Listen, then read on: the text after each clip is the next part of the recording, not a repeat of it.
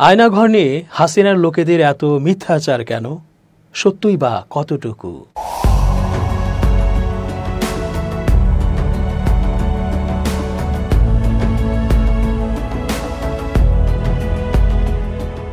আসসালামু আলাইকুম প্রিয় দর্শক, আশা করছি আল্লাহ পাকের রহমতে ভালো আছেন।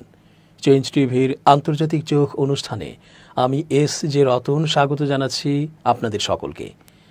গত বছরের জুলাই আগস্ট আন্দোলনে এত ছাত্র জনতা এবং নানা শ্রেণী পেশার মানুষদের প্রকাশ্যে আর্মির ব্যবহার করা বুলেট দিয়ে হত্যা করা হলো, যেগুলো নাকি বুলেট প্রুফ জ্যাকেট গায়ে জড়িয়ে থাকলেও তা ছিদ্র করে দেহের ভেতরে ঢুকে যায়। আহত হয়ে পঙ্গুত্ব বরণ করে এখনও কাতরাচ্ছে, দুর্বিষহ জীবনযাপন করছে আহতরা। দীর্ঘ 16টি বছর একটানা স্বৈর শাসনে, গুম, হত্যা, ফাঁসি আর নির্যাতনে যখন জর্জরিত মানুষ দম বন্ধ হওয়া অবস্থা থেকে মুক্তির জন্য লড়াই করে এনেছে নতুন এক অবিস্মরণীয়, অভূতপূর্ব ও বিস্ময়কর স্বাধীনতা, তখন ওই আওয়ামী দোসররা, হাসিনার পাণ্ডারা এখনও গোখরা সাপের মতো ফনা তুলে নিঃশ্বাসে নিঃশ্বাসে বিষ ছড়াচ্ছে। ডিজিএফআইয়ের সেনা সদস্যরা আয়নাঘরের নানা প্রমাণাদি নষ্ট করে, সংস্কার করে, কয়েকবার পরিদর্শনের তারিখ পরিবর্তন করে অবশেষে প্রধান উপদেষ্টার নেতৃত্বে সুধীজনেরা দেখল সেদিন। তখন অনলাইনে বর্বরদের পাণ্ডারা প্রচার করতে থাকল এসব নাকি 6 মাস ধরে তৈরি করা নাটকের মঞ্চায়ন মাত্র। কিয়ামতের সময় হাসর নাসরে যখন সবার মুখ বন্ধ করে দেয়া হবে, কথা বলবে হাত, পা, চোখ, তখন পাপীদের আর কিছুই করার থাকবে না। ঠিক তেমনটাই হতে যাচ্ছে ওই ফ্যাসিবাদের দোসর ও কর্মী, নেতা, সমর্থকদের। একটু অপেক্ষা করলেই দেখা যাবে অনলাইনে তারা নিজেরাই তাদের নিজেদের অপকর্মের কথা অবলীলায়, অবচেতনে বলে যাচ্ছে। কারণ তখন তাদের মস্তিষ্কের কোনো নিয়ন্ত্রণ তাদের কাছে থাকবে না। ওই কর্তা ব্যক্তিদের এত সংস্কারের পরও পরিদর্শনে যে যা দেখা গেছে তাতেই তো পিলে চমকে যাবার মতো অবস্থা।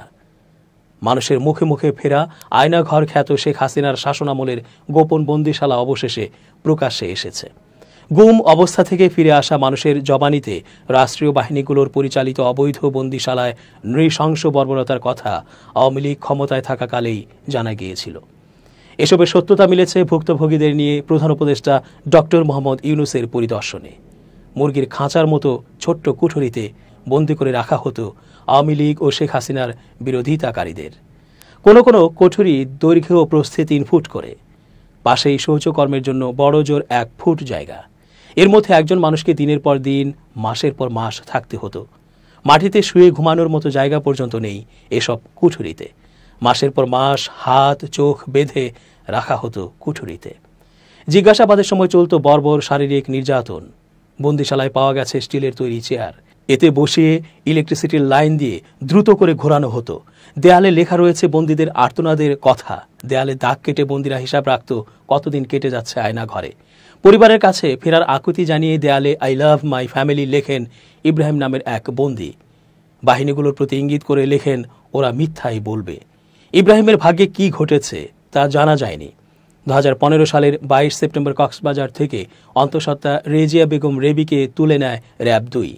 সঙ্গে তার 11 বছর বয়সী মেয়ে নুরি আলী আফসানাকেও নেওয়া হয়। আফসানা পরে মুক্তি পেলেও তার মায়ের সন্ধান মেলেনি আজও। প্রধান উপদেষ্টা ডক্টর মোহাম্মদ ইউনূসের কাছে আফসানার আকুতি মার সন্ধান ছাড়া কিছুই চায় না।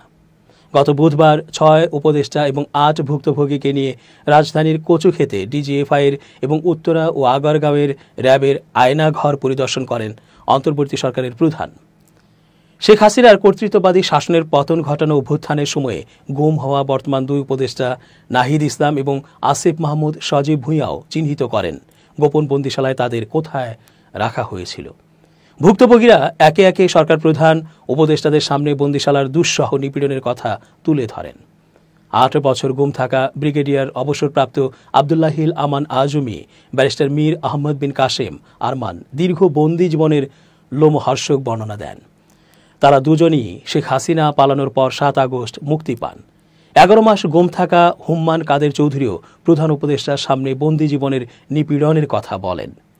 গুমের শিকার ব্যক্তিদের সন্ধানের দাবিতে 1 দশক ধরে আন্দোলন করা মায়ের ডাক এর প্রতিনিধিরা ছিলেন পরিদর্শনে।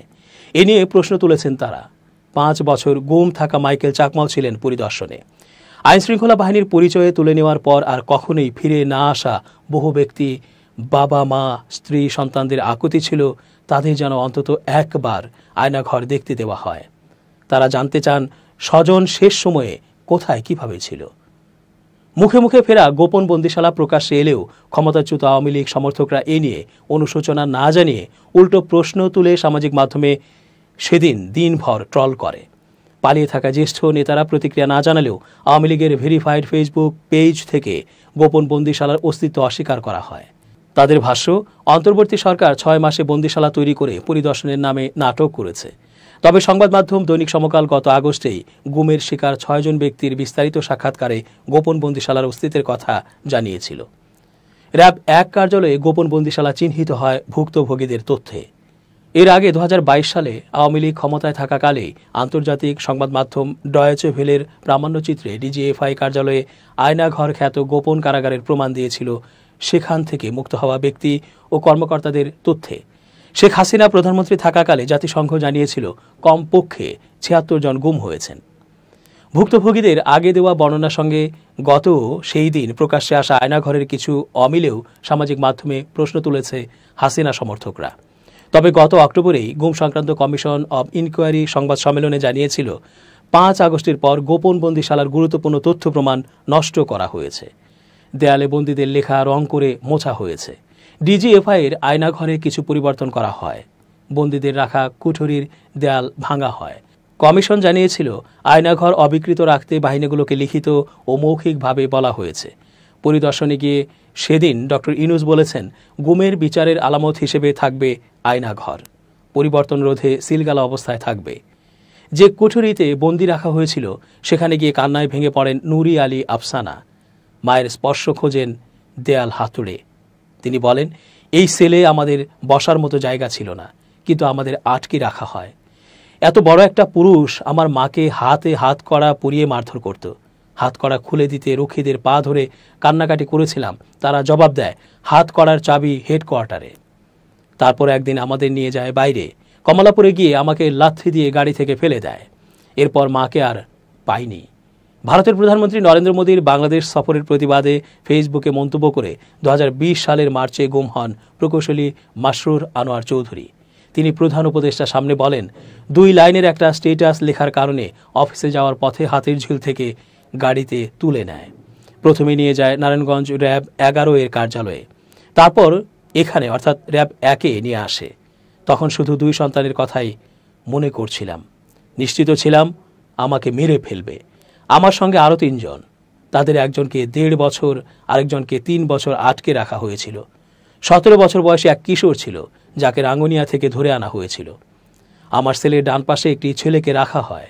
তাকে মারধর করা হতো। যতক্ষণ কান্নাকাটি করত ততক্ষণই মারত।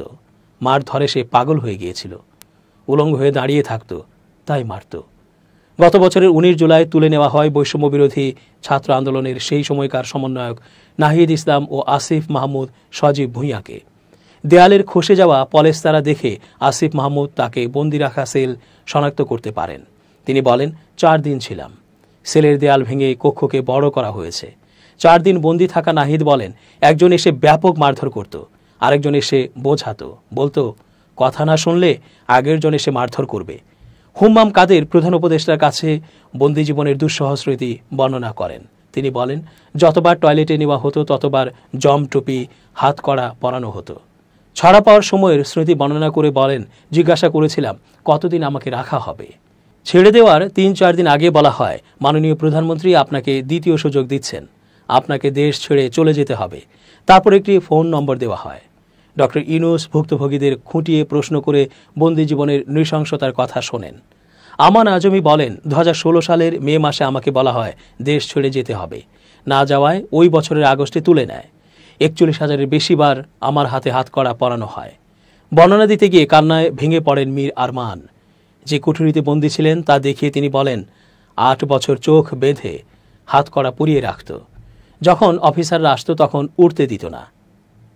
5 বছর বন্দী থাকা মাইকেল চাকমা ফেসবুকে লেখেন, ডিজিএফআই এর 113 নম্বর সেল, যেটি একেবারে বাথরুমের পাশে, সেখানে প্রায় 2 বছর বন্দী ছিলাম। একই লাইনের 117 নম্বর রুমে ছিলাম 1.5 বছরের একটু বেশি। 104 নম্বর রুমে ছিলাম 1 বছরের কাছাকাছি। পরে 105 নম্বর সেলে। তিনি সমকালকে বলেন, আমাকে কেন প্রধান উপদেষ্টার পরিদর্শনে নেওয়া হয়নি তা তো বলতে পারি না, সরকারই বলতে পারবে। পিরোজপুর সদরের মোকাদ্দেস আলীকে 2012 সালে তুলে নিয়েছিল র্যাব 4। তার পরিবারও দেখতে চায় আয়নাঘরে কিভাবে রাখা হয়েছিল স্বজনকে। মোকাদ্দেসের বাবা আব্দুল হালিম সমকালকে বলেছেন, একটু দেখতে চাই আমার ছেলেটাকে কোথায় রেখেছিল, আমার ছেলেটার সঙ্গে কি করেছিল। ক্ষমতাচ্যুত শেখ হাসিনার বিচার করতে না পারলে মানুষ আমাদের ক্ষমা করবে না মন্তব্য করেছেন বাংলাদেশের অন্তর্বর্তী সরকারের প্রধান উপদেষ্টা অধ্যাপক মোহাম্মদ ইউনূস। তিনি বলেন, আওয়ামী লীগ সরকারের গুরুত্বপূর্ণ ব্যক্তিদের বিচারের আওতায় আনা হবে।